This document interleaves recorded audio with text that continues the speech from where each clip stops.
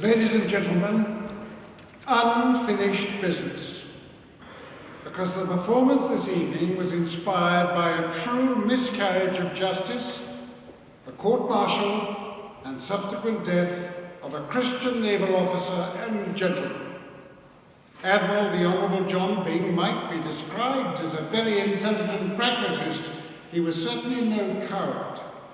And at the very end of his life, taken from him by firing squad at Spithead, noon, March the 14th, 1757, Admiral Byng forgave all those who would not or could not forgive him. A man then of deep Christian principles. Now, my own connection with his story is very simple. By chance, I found the transcript of his court-martial in a law library, and that led to a play staged here, which I called To Encourage the Others, taken from Voltaire's famous description of the Admiral's fate. Now, in researching the story, I found in particular Admiral Byng's personal defence of his own action in material which, sadly, as you'll hear, he never delivered himself. And tonight, after setting the scene, I'd like to share some of it with you, and I'm very grateful for the help of His Honour Peter Cow to help me. They're words, as I believe, of a very brave and much maligned figure. Now, later on, I shall include some words that he wrote just before his death, which in fact sent off to be published rather than be spoken just before his execution. Unfinished business. It's the hope of Thane Byng, members of the Byng family, the Admiral Byng Committee, LSA alumni, all his supporters, and not least all of you present tonight, that one day the injustice of this conviction will be formally recognized and Admiral Byng finally exonerated. And it's a step on the journey here in Greenwich, steeped as it is in long-standing naval tradition. Now, finally, I'll tell you a little bit more about the story behind tonight's performance. The background. I can be very quick, and comparisons with the Falkland Islands are almost inevitable.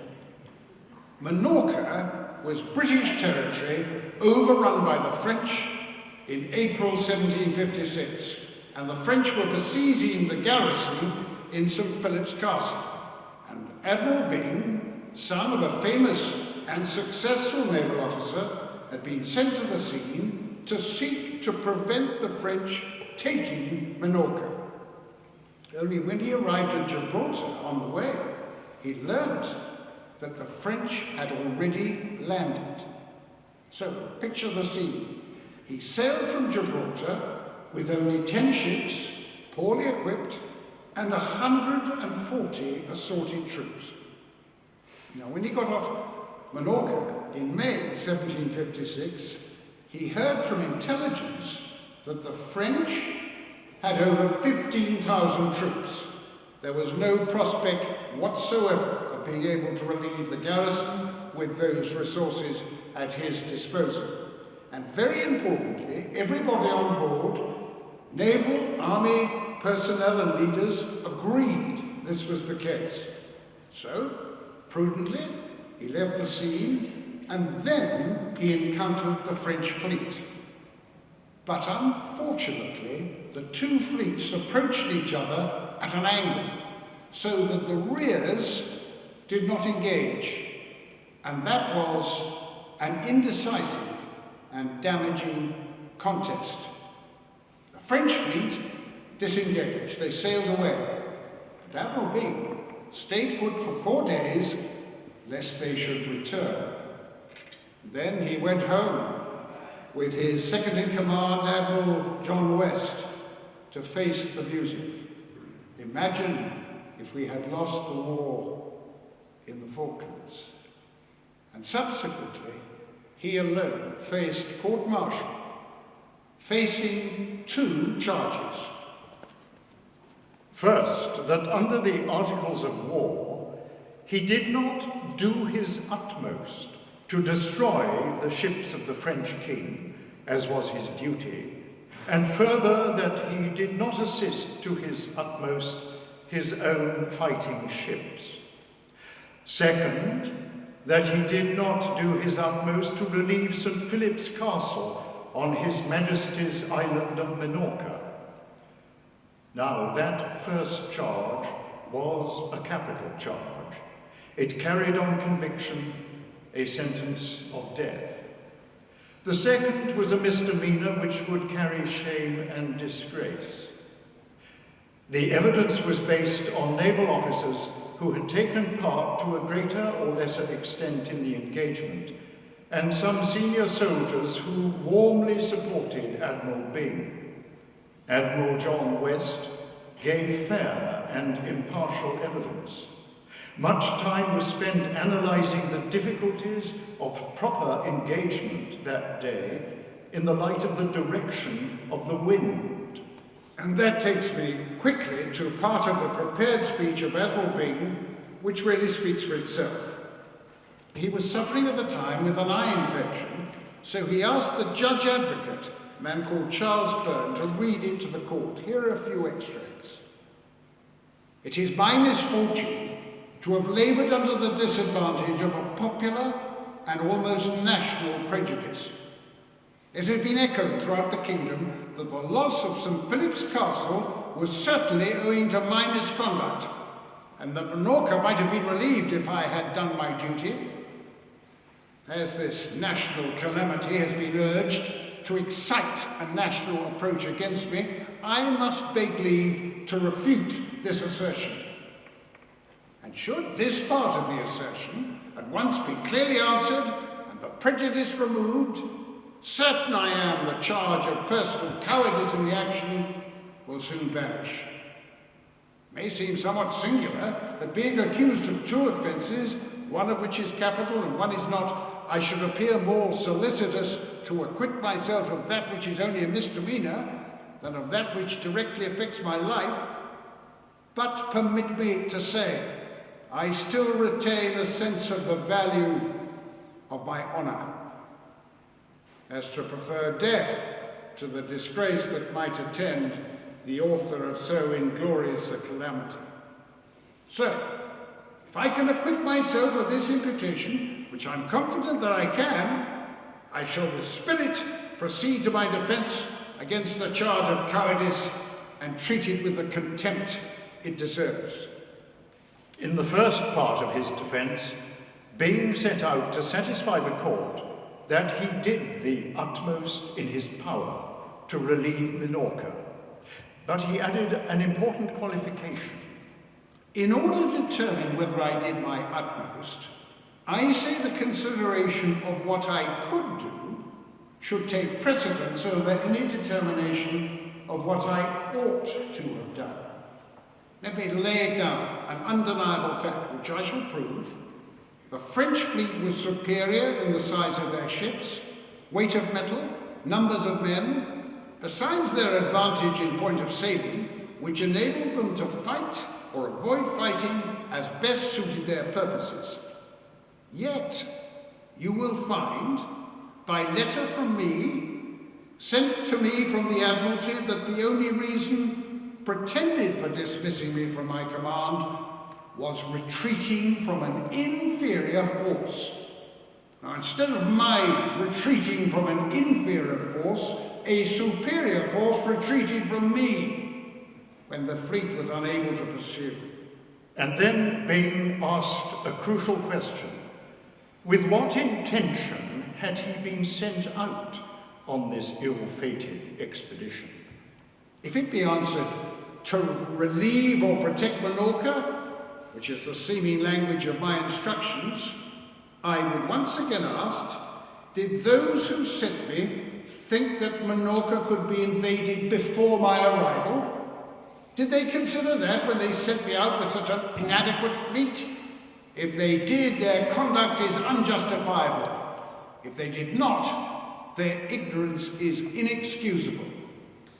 This, I presume, is sufficient to unravel the political secret why the enemy's force has been so industriously lessened and mine so extravagantly magnified. Byng then revealed what he learned when he reached Gibraltar. I received intelligence that a landing had actually been made on the island of Minorca. The harbour, the whole island was in the enemy's possession, except the castle of St. Philip, which was then besieged by a very considerable force on land, and the siege was covered by a strong squadron at sea superior to mine. And every person in Gibraltar concluded that the place had been lost. I must own, there appeared to be no great probability of preserving Minorca at that time. Now thus so far I will presume on my innocence. But why, it may be asked, why was not Minorca relieved at this time? I answer, because I was not sent in enough time to prevent the enemy landing. And that when I was sent, I was not sent strong enough to beat the enemy's fleet and raise the siege. Let others answer why I came late, why I came so weak with a force not calculated for such an expedition. That is my answer. Byng then faced up to two crucial questions. First, why after the engagement he did not attack the enemy? Second, why he did not land the help that he had on board. I might indeed have done the first, with the certainty almost of being defeated. I could not have done the second even if I'd been victorious. And if I had been defeated, what refuge would have been left for the shattered fleet? What security for Gibraltar? Gibraltar, which must then have been exposed to the hazard of a sudden siege without a single ship to defend it. For remember, that place was equally recommended to my protection. For this issue is raised by these proceedings. Indeed, it is the very heart of it. Is a commander expected to fight in all situations and under all disadvantages? Surely such extremes are culpable. When nothing is to be gained and all may be lost, fighting becomes presumptuous rashness or frenzy. I therefore beg leave to recommend to your consideration the different situations of the two fleets at this time. And I refer you to the minutes of the Council of War we held on board the Ramillies, 24th of May, which have already been put before the court. Then Byng turned to the second part of the charge against him. He began with the 12th Article of War. He argued that in order to bring any person within this article, he had to be convicted of cowardice, negligence, or disaffection, and negligence could not be taken so broadly as to mean every sort of neglect and omission, but only gross negligence. For that, he accepted, would indicate also cowardice or disaffection. So he argued that only gross negligence could have been intended to make a capital offence. Any other construction might expose the bravest man that ever commanded to the severest penalties, since a single error of judgment might lend him liable to the most capital punishment. By this rule, I must desire my conduct be judged. If my intentions appear to be good, and my courage clear, I ought to stand acquitted by all good men, even though my ability should be deemed deficient. And I will now proceed to lay before the court a faithful narrative of the transactions of His Majesty's fleet under my command off the island of Minorca from the 19th of May, 1756 to the 24th of May. And Byng gave his detailed account of the days of action, after which the court retired to consider its verdict. January the 27th, 1757. On their return, the court, in essence, decided 1. that Admiral John Byng did not do his utmost to relieve St. Philip's Castle, and also, 2, that during the engagement between His Majesty's fleet and the fleet of the French king on the 20th of May last, he did not do his utmost to take, sink, burn, and destroy the ships of the French king, which it was his duty to have engaged, and to assist such of His Majesty's ships as were engaged. We therefore unanimously agree that he falls under part of the 12th article of an Act of Parliament of the 22nd year of His present Majesty. And as that article prescribes death, without any alternative left to the discretion of the court under any variation of circumstance, the court do thereby unanimously adjudge the said Admiral John Byng to be shot to death at such time and on board such ship as the Lords Commissioners of the Admiralty shall direct.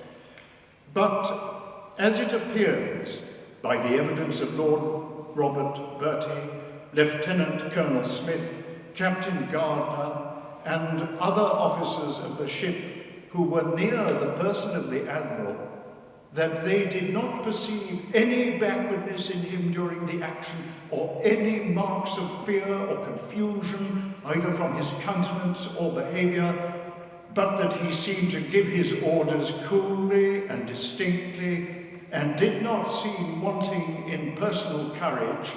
And from other circumstances, the court do not believe that his misconduct arose either from cowardice or disaffection, and do therefore unanimously think in their duty earnestly to recommend him as a proper object of mercy.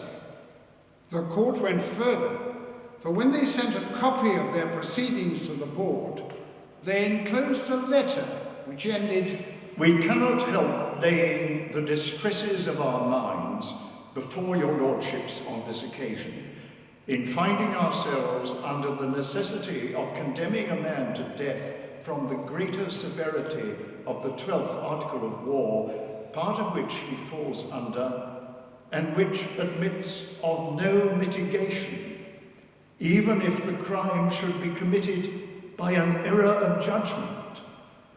And therefore, for our own conscience' sake, as well as in justice to the prisoner, we pray your lordships in the most earnest manner to recommend him to His Majesty's clemency." Unfortunately, the Lord Commissioners of the Admiralty were concerned about a question of law rather than mercy. Doubts having arisen with regard to the legality of the sentence, particularly whether the crime of negligence which is not expressed in any part of the proceedings can, in this case, be supplied by implication, we ask His Majesty King George II that the opinion of the judges be taken whether the sentence was legal. The judges included Lord Mansfield, and on February the 14th, 1757, but without reasons, came the answer. We have considered this said sentence together with the 12th article therein referred to, and are unanimously of opinion that it is a legal sentence. So there was to be no legal loophole and no reprieve. Pitt, then Foreign Secretary, had the courage and integrity to stand up against the public outcry against Byng.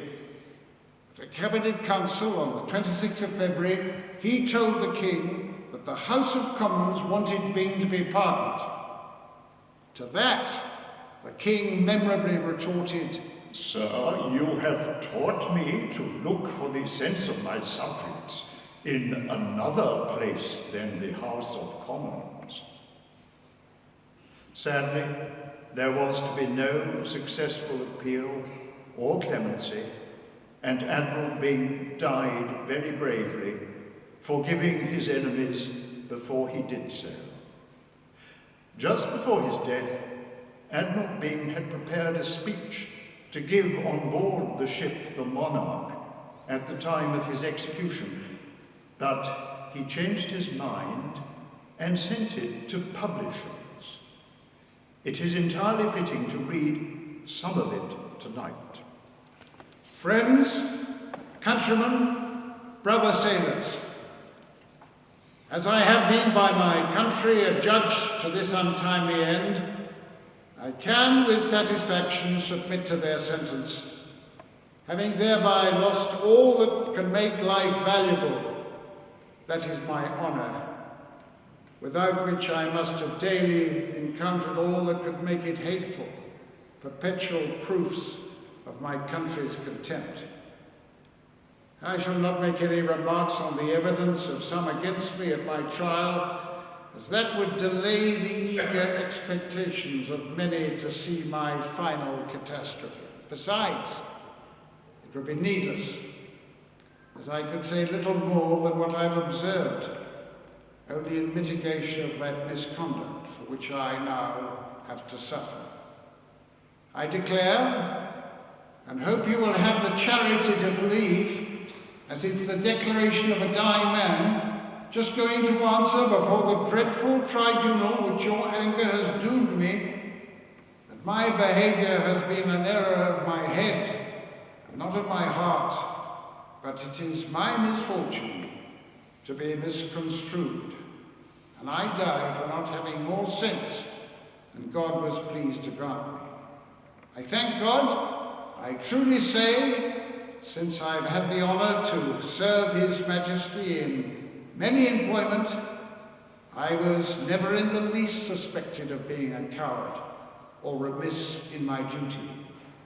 But I never had any view but of my sovereign's glory and the good of my country. Fortune I'd had enough of. From those motives, therefore, I solicited to be sent on that unhappy expedition, hoping thereby to gather fresh laurels to those which my grateful country had so graciously conferred on my father for his wise and valiant exploits in those seas. But the necessity of the times required that I should die as an example. As my father's life was a benefit to his country, so I hope will my death be, as the gentlemen of the Navy at least will learn to steer clear of the rock on which I have unfortunately split. Would to heaven I had died discharging my duty in the day of battle. Then would my name be transmitted with my father's to posterity with honour, which now will be remembered with indignation, a reproach to my relatives, a disgrace to the Marine, and a scandal to my country. I pray to God to bless and preserve His Majesty and the royal family, and prosper his arms and his kingdoms, but with the way to it not written in blood. And I pray God that not a drop of mine may rise up in judgment against any that have been the instruments of shedding it.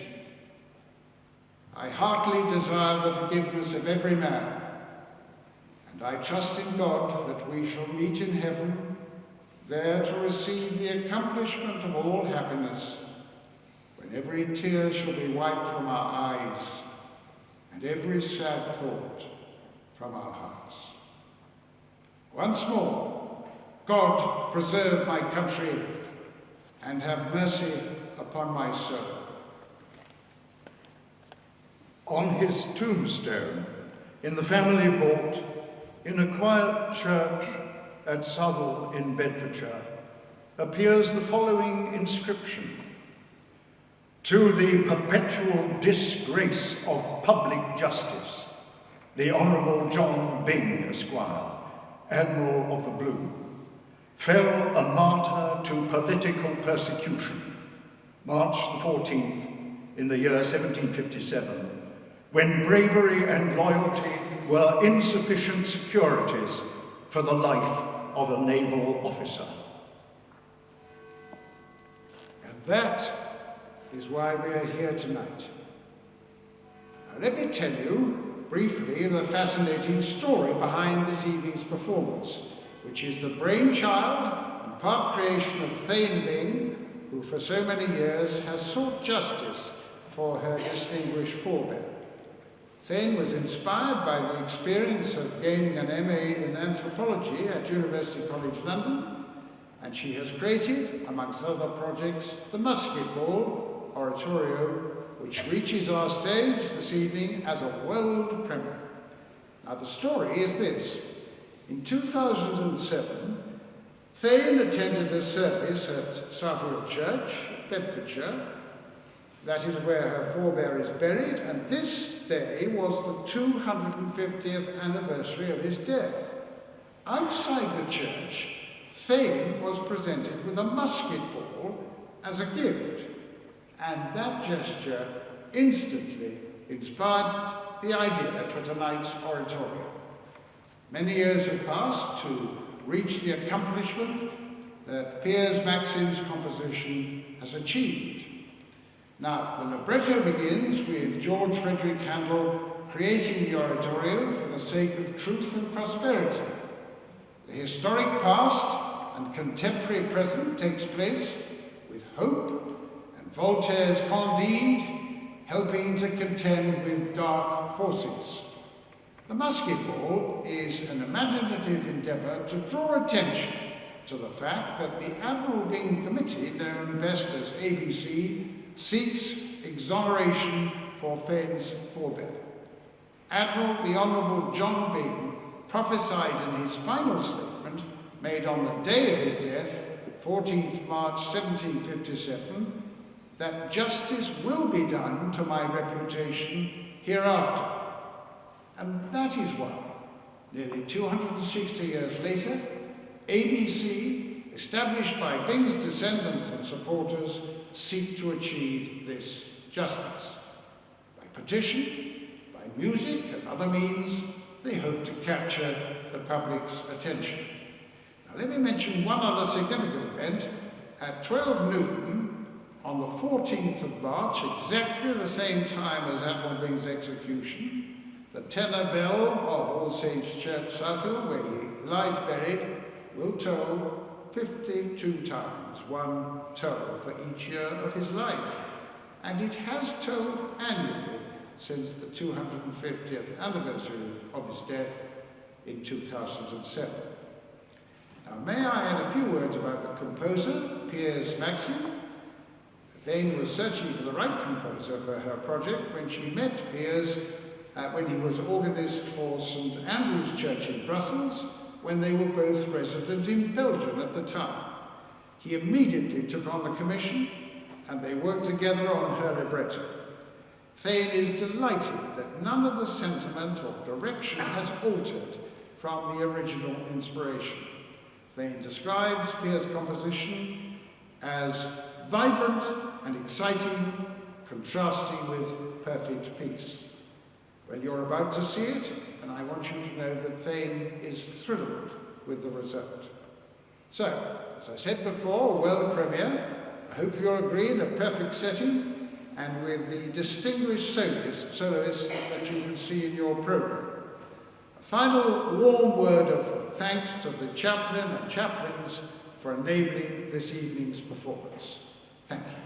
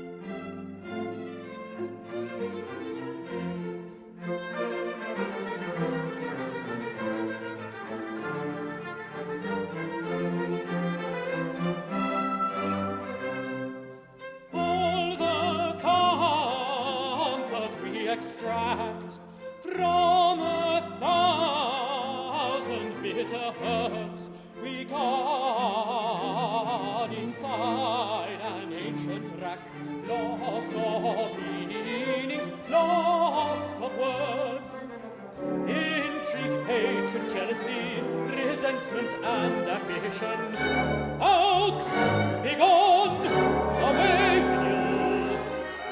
Those 1,000 bitter herbs.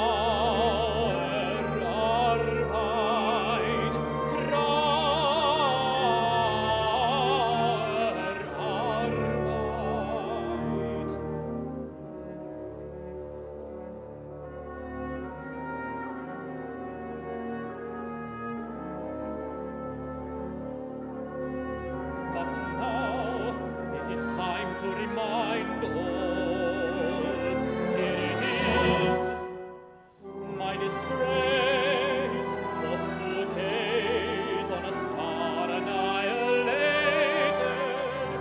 You will shine in time's embrace.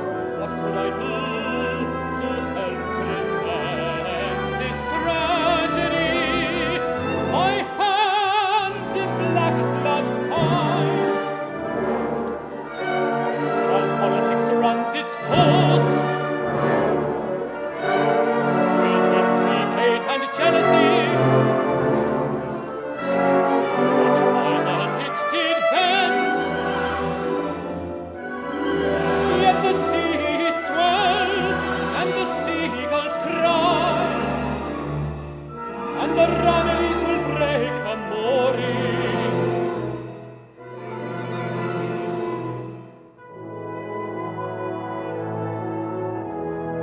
Every note of my music, every sound that I chose, every voice that sings for me will echo around the world.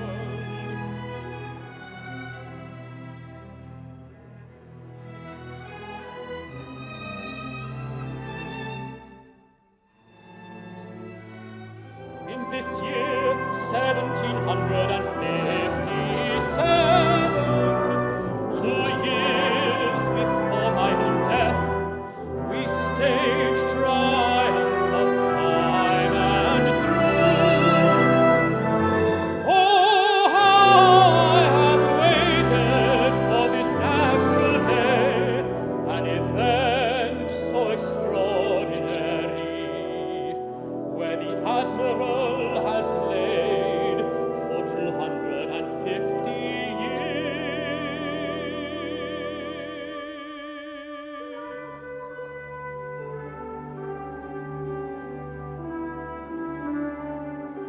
I am now free to offer my support.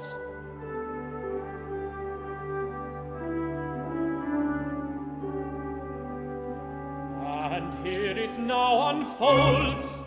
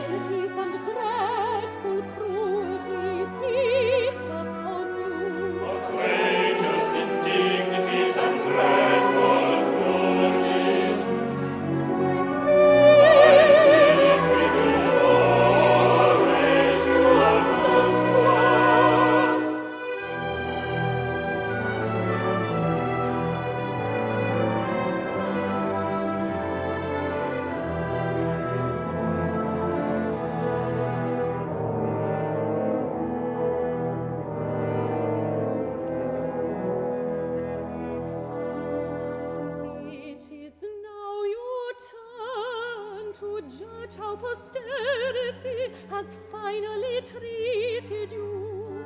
Has truth finally prevailed? Has truth prevailed? The great doubtfulness of your crime, the extraordinariness of your sentence, the persecution by your enemies, who sacrificed you for their own guilt and rage, the blinded nation. Your enemies triumphed, but who can envy the triumph of murder? Oh, no, they fear not to carry murdered you out of King George's guilt. Oh, what a surprise! What's the stranger doing here? Oh, what a surprise! He has come early before the congregation and other guests. Forgive me, dear girl, for interrupting your peace. Forgive me, dear child.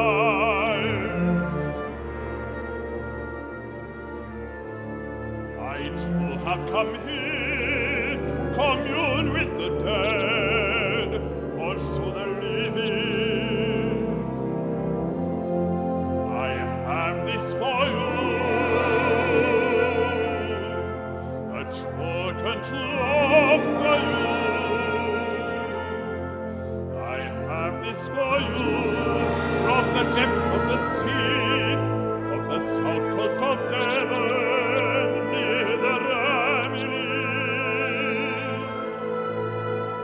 There it has been found, lying half buried, close to Admiral Byng's flagship.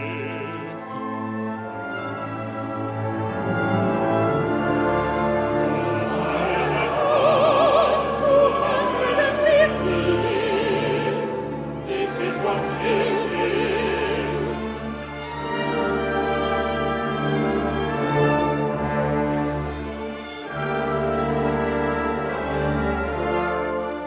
How unexpected! What a wonderful surprise! What is this small thing? But who is this man?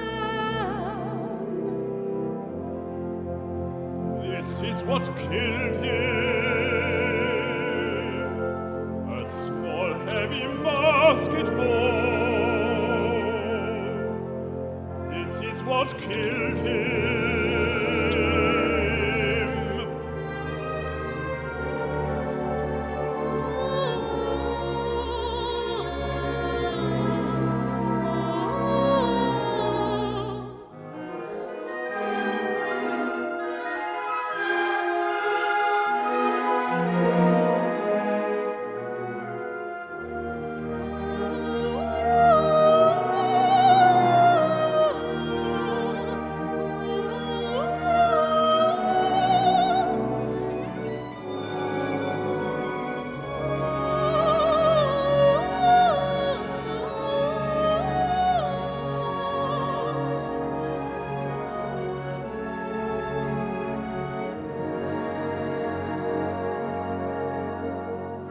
A most desperate suffering, persecution, villainous murder.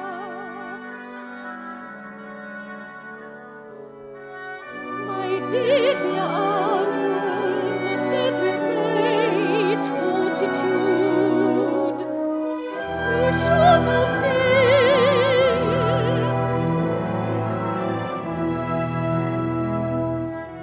This is so kind of you. Why have you? Why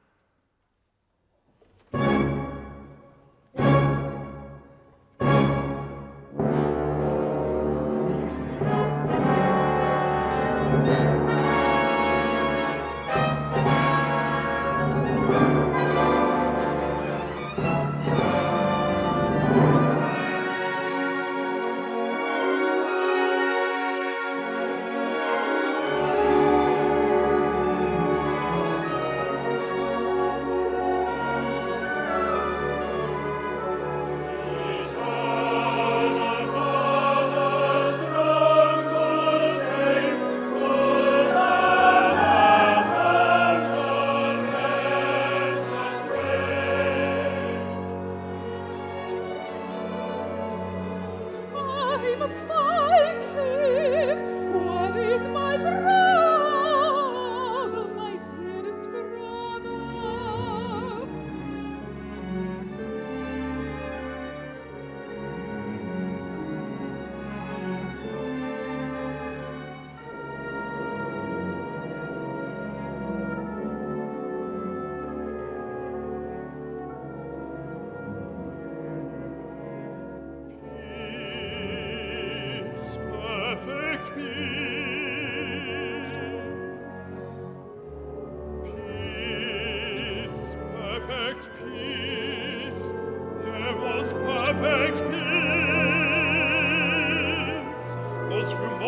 Before I was delivered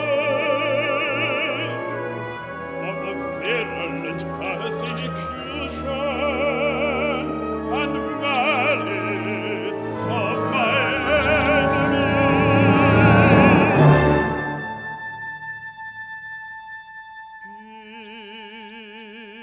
Peace, perfect peace.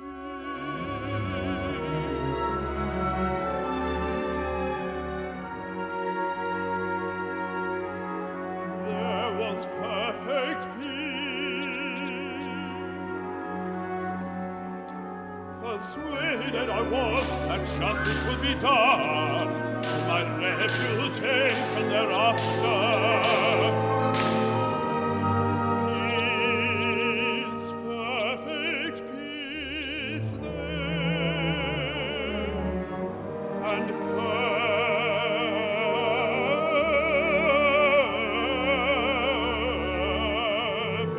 peace now.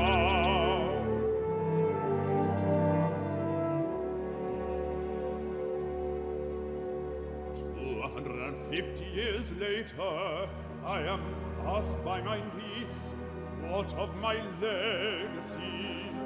Has justice been done to my reputation? Much has been written, much has been spoken. There are those who defend and those who dishonor my last words on earth.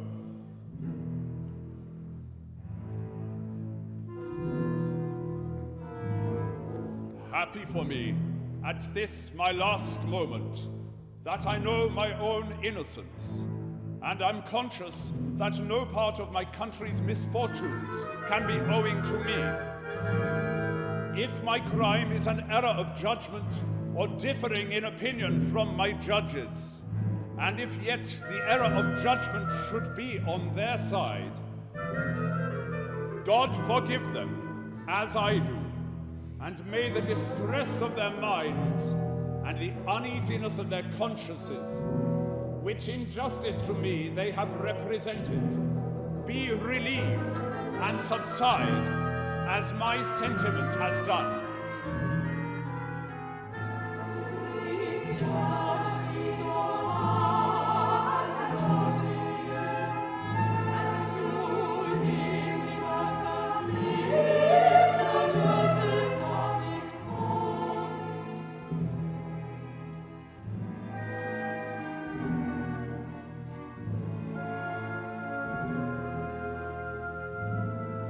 Those were my last words on earth.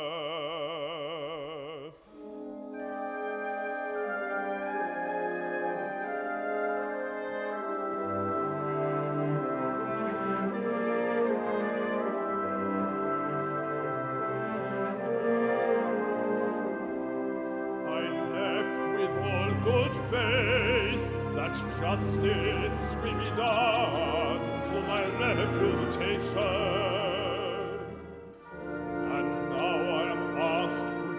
Posterity 250 years later, when there are those today who publicly label me a coward, and who now defends my honor.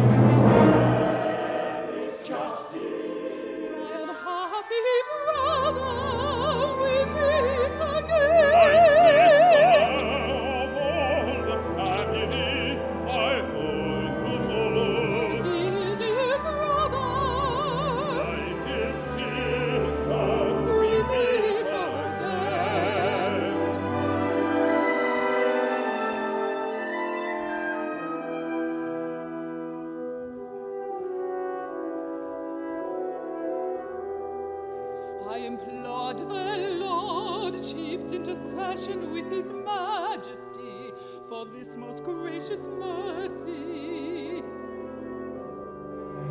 My unhappy brother,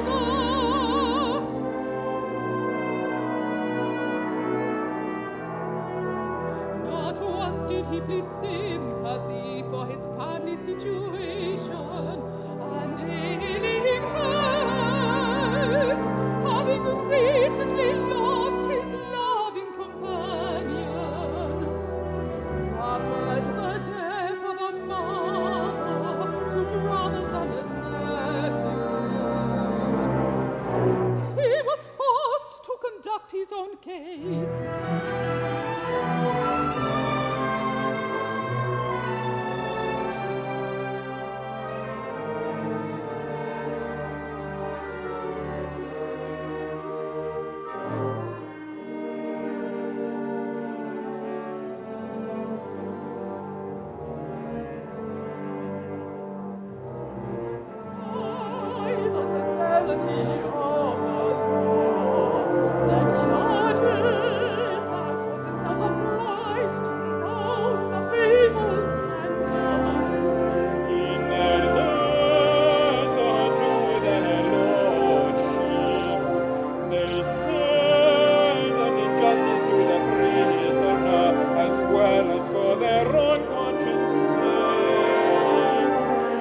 Recommended him to His Majesty's mercy.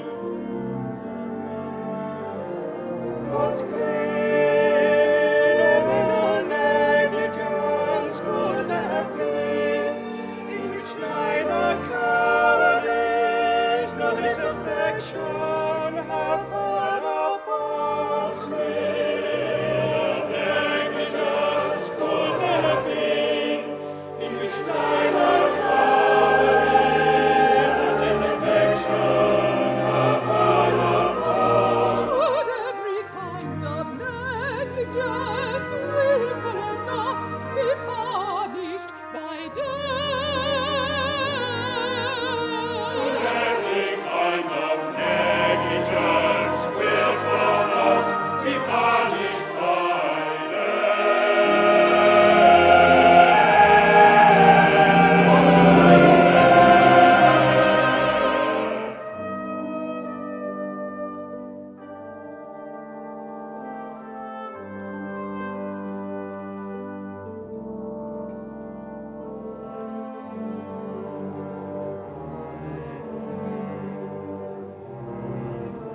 His judges did not deem my brother deserving of the punishment.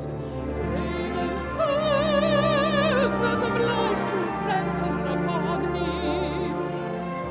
If the law had been misunderstood, and if my unfortunate brother had been condemned under the 12th article of law, his case appears to have been uncommonly hard and well deserving mercy.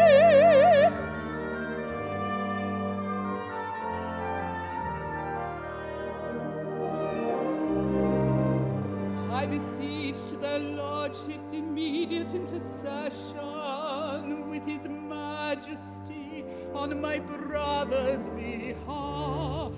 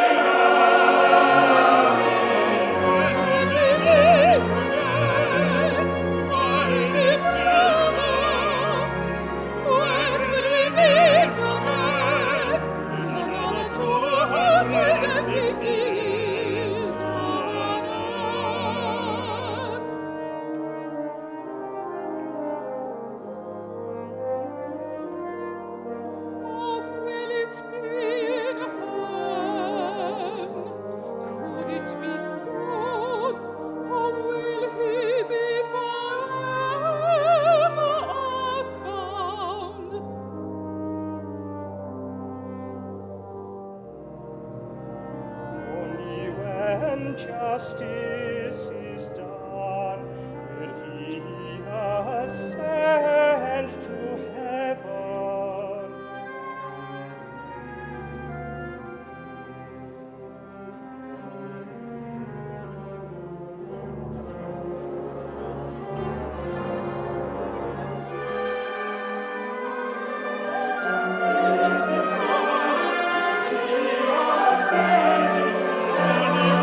Justice is done.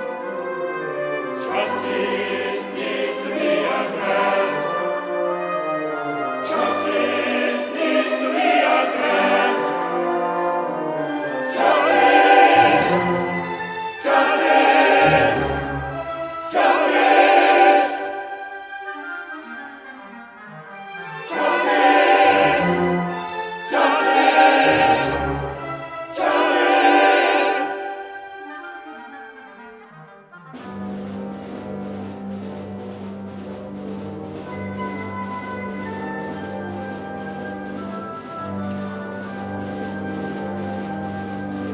Redress this injustice.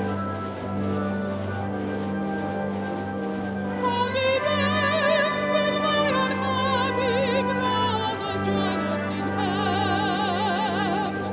I need to be released. He deserves to be released. Release my brother. Exonerate him. Exonerate him.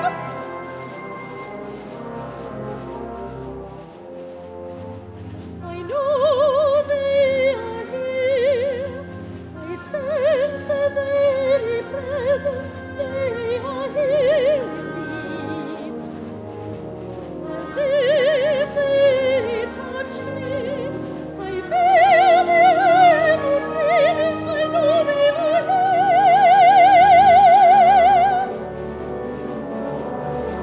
I know why they're here. The great Rome must be depressed, yet takes all these years. My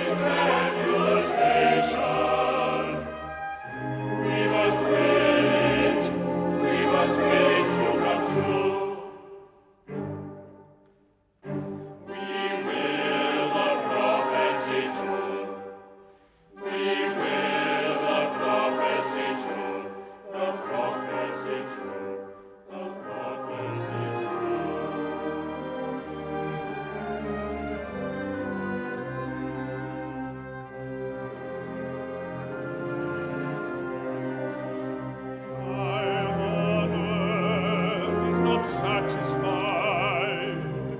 This matter is far overdue. My case is unique. It must be reviewed.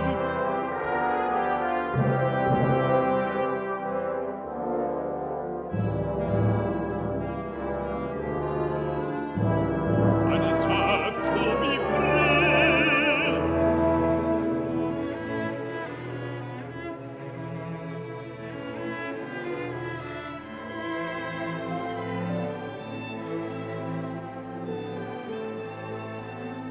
I was searching for you. You vanished so quickly. I wanted to thank you. Why did you leave without saying goodbye? Oh, so it is you, my dear uncle. Should I have guessed? How could I have known?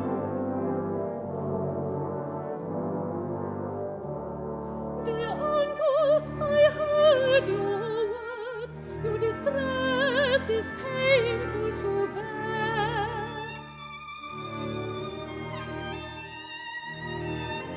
I have lilies for you.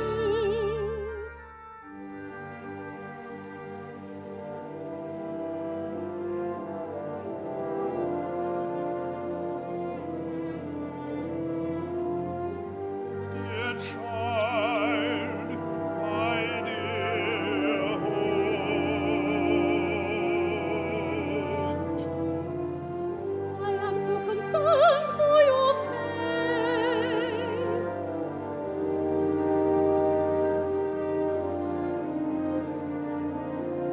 Is by your side, hope will never leave you. Hope is by your side, hope will never leave you. Among the multitude, she is one of the very few to remain by your side. show me the musket ball, offer it to the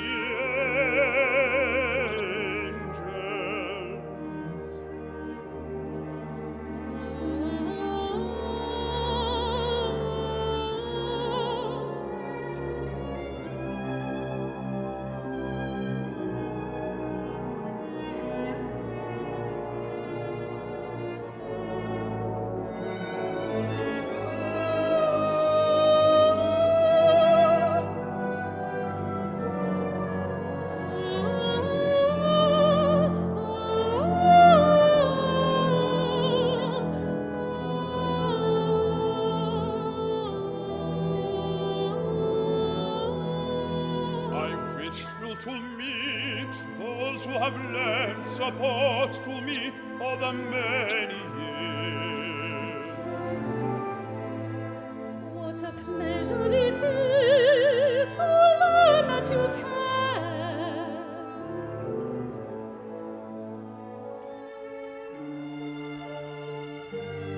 Then one of my faithful marines,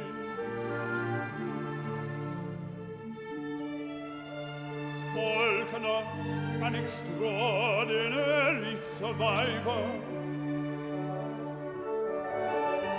cunning, an unusual visionary. What a pleasure it is to learn that you care.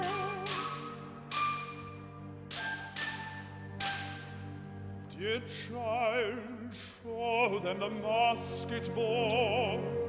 I would like them to know my wish for it to be placed as a reminder near my tomb.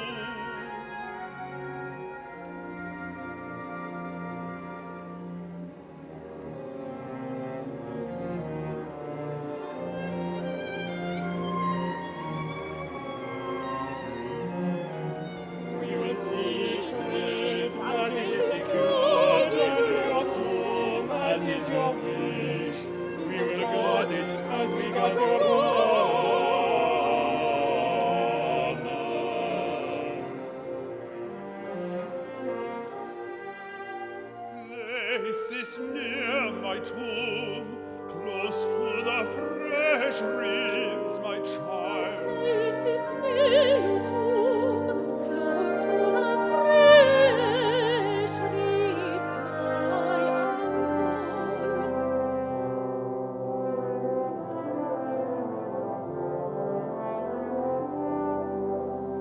Let this be symbolic of justice,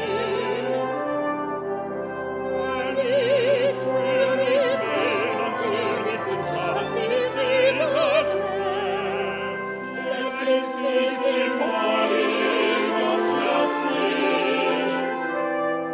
and it will remain until this injustice is addressed. When I am in hand, when this injustice is addressed.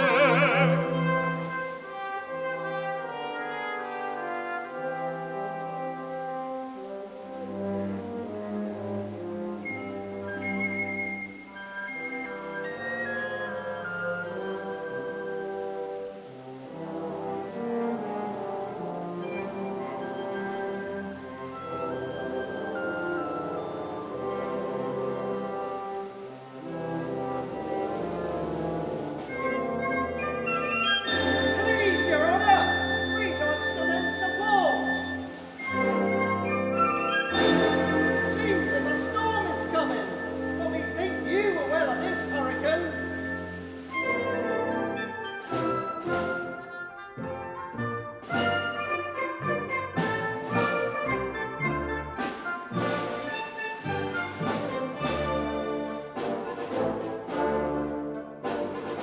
Don't be run aground by landmen, lighten up your vessel.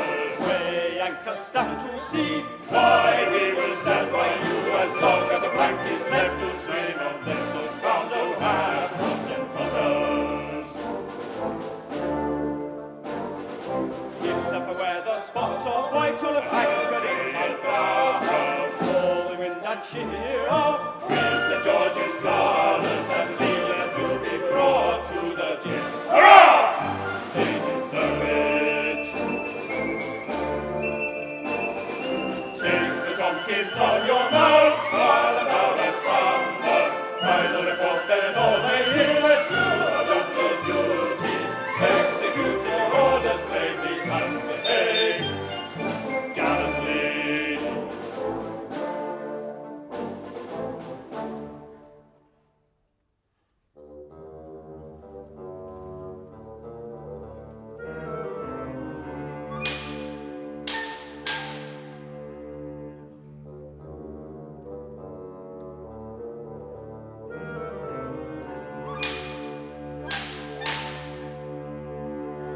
Out, be gone, away with you.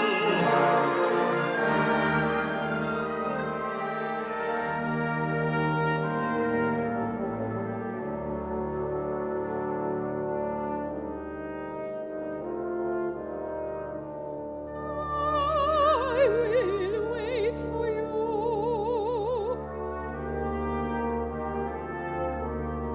Your place in heaven awaits you. When your honor shines for all to see.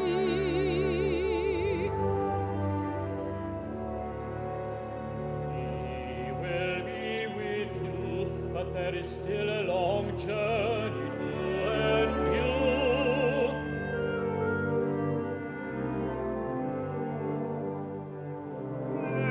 Is this more simple near my tomb to wait for justice? With these loving hands I place this symbol for you, never to be alone. My lilies